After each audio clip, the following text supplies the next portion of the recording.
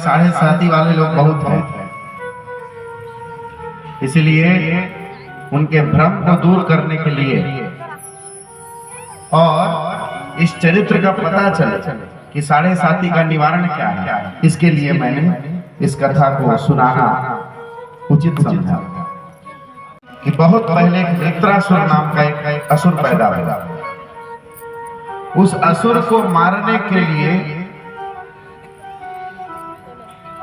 दधीचि ऋषि के अस्थि की आवश्यकता थी।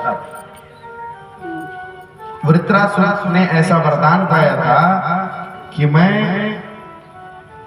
ऋषि के दधीचि ऋषि के अस्थियों से मरूं। अब सभी देवी देवता गए दधीचि ऋषि के पास और कहने लगे कि हे प्रभु, आपने तो सारे संसार को बचाने के लिए कई त्याग तपस्या की है, आज हम आपके सामने एक याचना करते हैं, कुछ मांग करना चाहते हैं। दधीचि ऋषि ने कहा, भाई कहो। बोले, हमको आपकी हड्डी चाहिए। दधीचि ऋषि ने मन में सोचा, बहुत बड़े मांगने वाले दिखे, लेकिन ऐसा मांगने वाला कोई नहीं दिखा। आज किसी व्यक्ति से कह दो अपना एक दांत तोड़ करके दे दो तो नहीं देगा, लेकिन हमारे पूर्वज जो ऋषि मुनि थे वो इतने महान थे, उन्होंने अपनी अस्थियां दान की। अब ऐसा तो है नहीं कि अपने अंदर से अस्थि निकाल करके दे दो तभी आप जीवित रहोगे। अस्थि निकालने का मतलब यही है कि आप मर जाइए, सीधे सीधे में देवता यही कह रहे थे कि आप हमारे लिए मर जाइए। दधीचि ऋषि ने कहा, भाई चलो, तुम लोग कहते हो। कहे क्यों? कहे वृत्रासुर नाम का एक दैत्य है, वो सारे संसार में अपना पराक्रम दिखा रहा है और हम लोगों के ऊपर खतरा मंडरा रहा है, इसलिए हम चाहते हैं पहले ही उस खतरा का निवारण कर सकें। तो दधीचि ऋषि ने तप करके योग बल से अपनी अस्थियों को बस छोड़ा और शरीर को छोड़ करके चले। अब उस शरीर से देवताओं ने इंद्र का वज्र जो है, एक ऐसा डंडा रहता है, उसमें ऐसे ऐसे ऐसे 3-4 निकले रहते हैं। अब याद आया? कई टीवी फोटो कुछ में देखे होंगे ना, तो हमारे शरीर में भी फेफड़ा के पास जो पसली होता है वो ऐसे दिखता है कि नहीं दिखता है? हाँ, तो वही जो है वो दधीचि ऋषि का हड्डी है, दधीचि ऋषि की अस्थियां हैं और उस अस्थि से वो वज्र बना। बताइए, हम जीते जी लोगों का उपकार नहीं कर पाते हैं, ऐसे धन्य ऋषि मुनि हुए कि उन्होंने मर कर भी इस भारत को बहुत कुछ दिया। भगवान के ही स्वरूप संत होते हैं, इसलिए संतों की पूजा की जाती है। इसलिए संतों महात्माओं का हमको बहुत आदर करना चाहिए। अब इधर इस समाचार को इनकी पत्नी सुवर्चा ने सुना और क्रोधित होकर के जहां पर ये तप कर रहे थे दधीचि ऋषि वहां आए और देख करके कहने लगे, हे देवताओं, तुम स्वार्थी हो और अपने स्वार्थ के कारण मेरे पति का तुमने प्राण हर लिया, जाओ तुम सभी के सभी पशु हो जाओ। इस तरह देवी ने शाप दे दिया और अपने पति के पीछे अनुगमन करने के लिए चली गई। अर्थात मैं अब इस संसार में रह करके क्या कहूंगी, मैं भी जल करके भस्म हो जाती हूँ। ऐसा कह करके जैसे ही आगे बढ़ी तो उसी समय आकाशवाणी हुई। आकाशवाणी से गर्जना हुई कि हे देवी,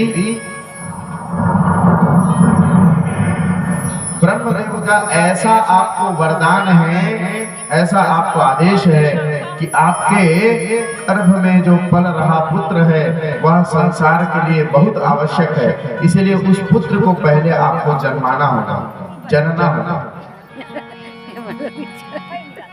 कुछ दिन के बाद सुवर्चा के गर्भ से एक तेजमय बालक का जन्म हुआ, जिसका तेज सारे संसार में व्याप्त हो रहा था।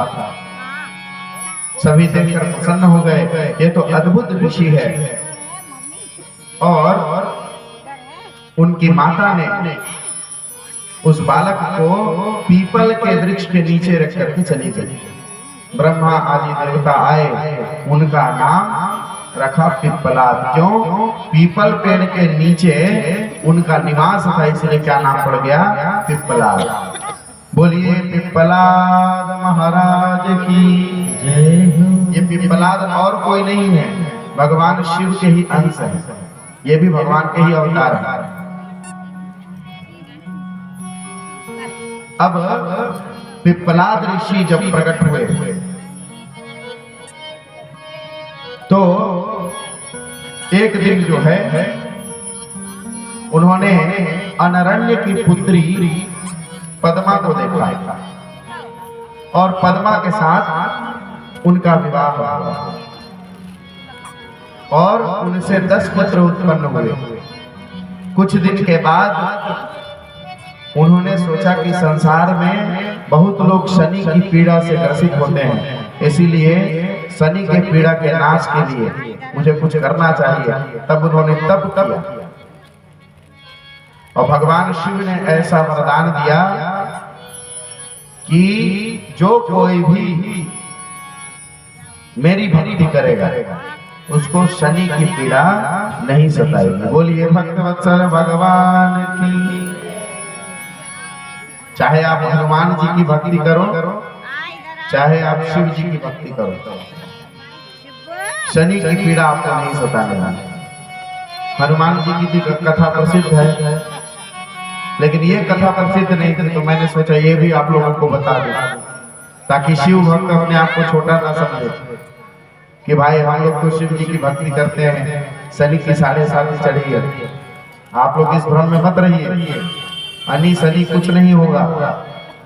आप अगर भगवान शिव की भक्ति करते हैं, शिव का नित्य प्रति पूजन करते हैं, तो शनि की पीड़ा भी शांत हो जाएगा। और दूसरा वरदान दिया है कि जो कोई भी मेरा भक्त होगा 16 वर्ष तक उसको शनि का कोई प्रभाव नहीं होगा। अगर उसके ऊपर 7.5 भी है तो भी 16 वर्ष की अवस्था तक उसको शनि की पीड़ा नहीं होगी। ऐसा भगवान शिव ने स्वयं अपने मुखारविंद से कहा।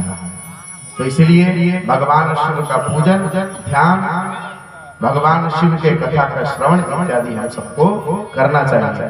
भगवान नाम का संकीर्तन सबसे सरल रास्ता है, इसलिए भगवान के नाम का श्रवण और कीर्तन अवश्य करना चाहिए।